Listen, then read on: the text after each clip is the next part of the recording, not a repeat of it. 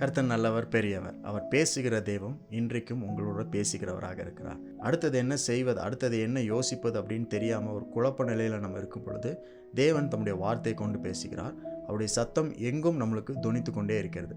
நம்ம கவனம் செலுத்தும் பொழுது கண்டிப்பாக தேவனுடைய சத்தத்தையும் அவருடைய வார்த்தையும் கேட்க முடியும். சங்கீதம் 19ஆம் அதிகாரம் முதல் 3 வசனங்கள் இப்படி சொல்லுது: வானங்கள் தேவனுடைய மகிமையை வெளிப்படுத்துகிறது, ஆகாய விரிவு அவருடைய கரங்களின் கிரியையை அறிவிக்கிறது. பகலுக்கு பகல் வார்த்தைகளை பொழிகிறது, இரவுக்கு இரவு அறிவை தெரிவிக்கிறது. அவைகளுக்கு பேச்சும் இல்லை, வார்த்தையும் இல்லை, அவைகளின் சத்தம் கேட்கப்படுவதும் இல்லை. தேவன் படைத்த படைப்புகள், சிருஷ்டிப்புகளை பற்றி இங்கே சொல்லப்பட்டிருக்குது.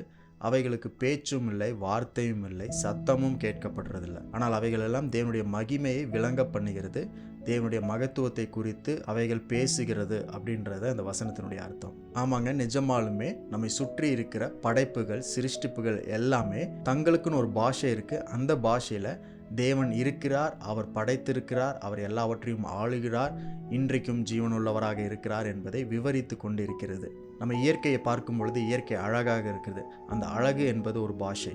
இயற்கையின் சிருஷ்டிப்பெல்லாம் பார்க்கும்போது அவைகள் எல்லாம் ஒழுங்காக ஒரு ஆர்டரில் சிருஷ்டிக்கப்பட்டிருக்கிறது. அதுவும் ஒரு பாஷை. நேர்த்தியாக பெர்ஃபெக்டாக சிருஷ்டிக்கப்பட்டிருக்கிறது. ஆகவே நேர்த்தி என்பது ஒரு பாஷை. ஞானமாக விஸ்டத்தை கொண்டு சிருஷ்டிக்கப்பட்டிருக்கிறது. ஆகவே ஞானம் என்பது ஒரு பாஷை.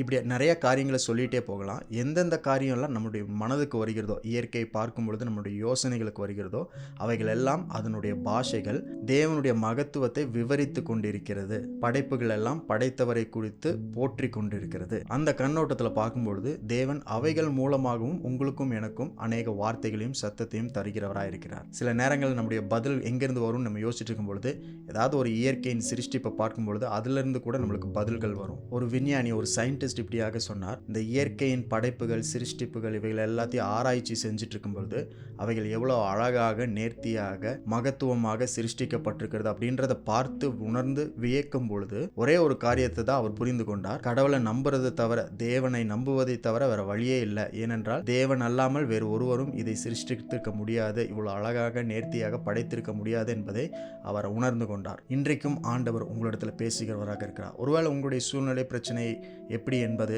என்ன என்பது எனக்கு தெரியாது. ஆனால் இயற்கையின் படைப்புகள், சிருஷ்டிப்புகள் எல்லாவற்றையும் நீங்கள் பார்க்கும் பொழுது அதன் மூலமாக, அதன் ஊடாக தேவன் உங்களிடத்தில் இன்றைக்கு பேசுகிறவராக இருக்கிறார். இயற்கையின் காலங்கள் மாற்றத்தின் மூலமாக தேவன் பேசுகிறார். சூரியன், சந்திரன், நட்சத்திரங்கள் நேர்த்தியாக அசைகிறதன் மூலமாக தேவன் பேசுகிறார். அதன் வழியாக, அதன் ஊடாக உங்களிடத்துல பேசுவார். தினமும் தோன்றி மறையும் பகல், இரவு ஆகியவற்றின் மூலமாக தேவன் பேசுவார். மரம், செடி, கொடிகள் இவைகள் மூலமாக தேவன் பேசுவார். மரம் தயாரித்து வழங்கும் ஆக்சிஜனை சுவாசிக்கிற மனிதன் எப்படி மீண்டுமாக அந்த கார்பன் டை ஆக்சைடை கொடுக்குறான், அதை எடுத்து திரும்பவும் ஆக்சிஜனாக இந்த பிளான்ட்ஸ், இந்த மரங்கள் எல்லாம் கன்வெர்ட் பண்ணுது. அந்த பேலன்ஸ் சைக்கிளில் அதன் வழியாக தேவன் பேசுவார். இப்படி அநேக பகுதிகளில் தேவன் யார் யாருக்கு எப்படி எப்படி வேணுமோ அப்படிப்பட்ட வார்த்தைகளை, சத்தத்தை தந்து பேசுகிறவராக இருக்கிறார். ஏனென்றால் இயற்கைக்கும் ஒரு பாஷை உண்டு, படைப்புகளுக்கும் ஒரு பாஷை உண்டு. அது படைத்தவரை குறித்து போற்றி கொண்டே இருக்கிறது. இன்றைக்கு ஆண்டவர் உங்கள்கிட்ட சொல்கிற ஒரே ஒரு காரியம் இதுதான்: எல்லாவற்றையும் கவனமாக கவனியுங்கள். ஏனென்றால் எல்லாவற்றின் மூலமாக தேவன் உங்களிடத்தில் ஏதோ ஒரு செய்தியை சொல்லிக்கொண்டே இருக்கிறார், பேசிக்கொண்டே இருக்கிறார்.